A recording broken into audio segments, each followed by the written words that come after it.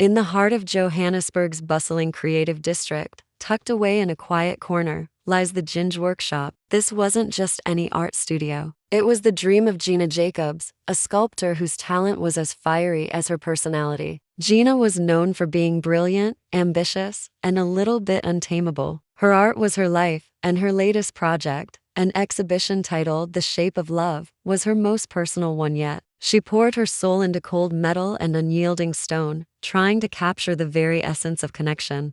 But the shape of her own love story was about to be redefined. One morning, a new intern walked into the studio. Her name was Janelle Mkhize, but everyone called her Gin. She was a soft-spoken photographer with a quiet confidence and eyes that saw the world in a way Gina never had. Gin was there to document Gina's artistic process for a university project, to capture the raw, unfiltered creation of art. She was immediately drawn to Gina's boldness, her unapologetic passion, and the intense emotion she chiseled into her work. Gina, on the other hand, found herself captivated by Jin's quiet strength. It wasn't the kind of presence that shouted for attention. It was the kind that commanded it effortlessly, just by being there. At first, their relationship was strictly professional. They spent long, exhausting hours in the workshop, surrounded by the constant hum of machinery and the familiar scent of paint, dust, and steel. They talked about art, about deadlines, about composition and form.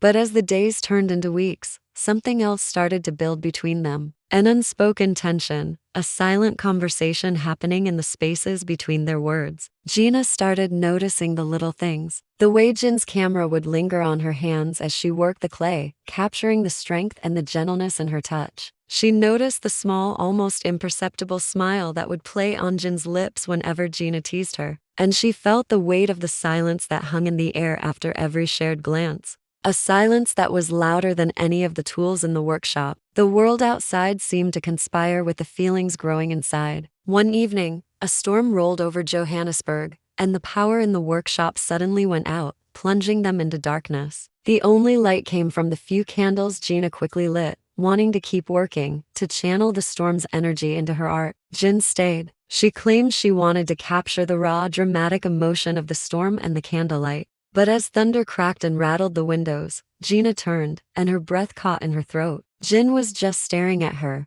her expression unreadable in the flickering light. The air between them grew thick, charged with everything they hadn't said. Words felt clumsy, useless. The distance that had separated them for weeks suddenly felt unbearable. Slowly, almost magnetically, they closed that distance. Under the dancing shadows of the candlelight, their lips met. It was hesitant at first, a question asked without words. Then, it became desperate, a torrent of emotion, full of all the feelings they had been so carefully holding back. This wasn't just a kiss. It was an awakening. For Gina, the artist who built walls of steel and stone around her heart, it was the first time she had ever allowed herself to feel truly vulnerable, to let someone see the softness beneath the surface. For Gin, it was a declaration of freedom, a quiet rebellion against a world of expectations and fear, a moment where she finally claimed her own truth. In that single moment, a new piece of art was created, not from metal or stone, but from courage and desire. After that night,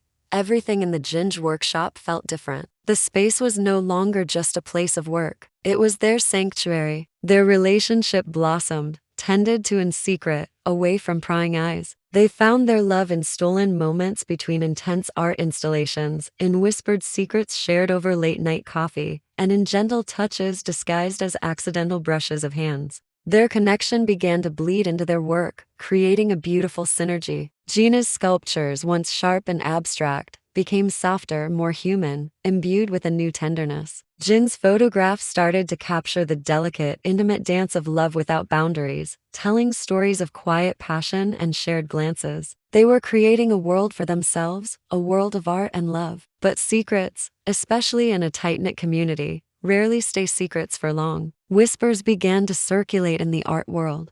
Rumors, ugly and unfounded, started to spread like wildfire. Some whispered that Gin, the young intern, had only gotten close to Gina to boost her own career, using the established artist for a leg up. Others accused Gina of being unprofessional, of blurring lines that should have remained clear. The pressure mounted, a heavy weight threatening to shatter the beautiful, fragile world they had built together. The whispers became a storm of their own, and it was threatening to tear them apart. The night of Gina's exhibition opening arrived. The gallery was buzzing with critics, collectors, and fellow artists. The air was thick with anticipation, and for Gina with dread. She stood at a crossroads. She could hide her love for Jin, protect her hard-earned reputation, and let the rumors die down. Or she could embrace her truth, publicly, and face whatever came next. From across the crowded room, Jin stood in the crowd, her heart pounding. She watched Gina, unsure if she would even be acknowledged, wondering if their love was strong enough to withstand the public glare. The gallery lights dimmed. A single spotlight hit the center of the room. A curtain was pulled back, and a collective gasp rippled through the audience. The centerpiece of the exhibition was revealed. It was a sculpture titled "To Flames."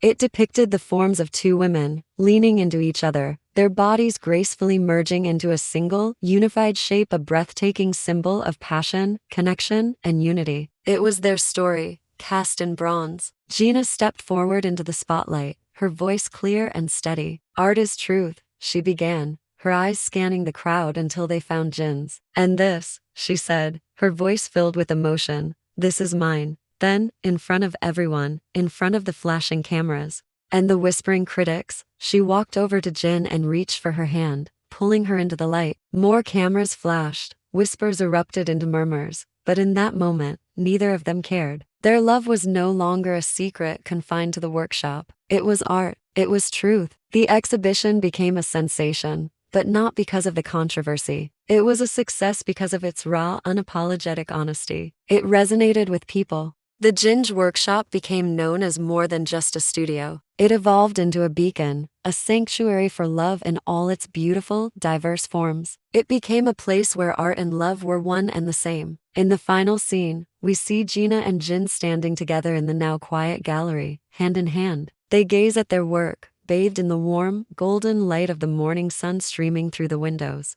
Their love, a flame born in a workshop of steel and fire, had not only survived the storm but had emerged stronger, brighter, and more beautiful for it. It had been forged in heat, and now it was unbreakable. As the image fades, we hear Gina's voice one last time, a soft, knowing narration. Love isn't about perfection, it's about creation. And sometimes, the most beautiful things are the ones forged in heat. Thank you so much for joining us on this journey today. It's a story that's incredibly close to our hearts. Did you know that a huge 98% of people who watch our videos aren't subscribed? If this story moved you, please consider hitting that subscribe button and turning on notifications. It truly helps us to keep creating and sharing stories like this with the world. We appreciate you more than you know. Thanks for watching, and we'll see you in the next one.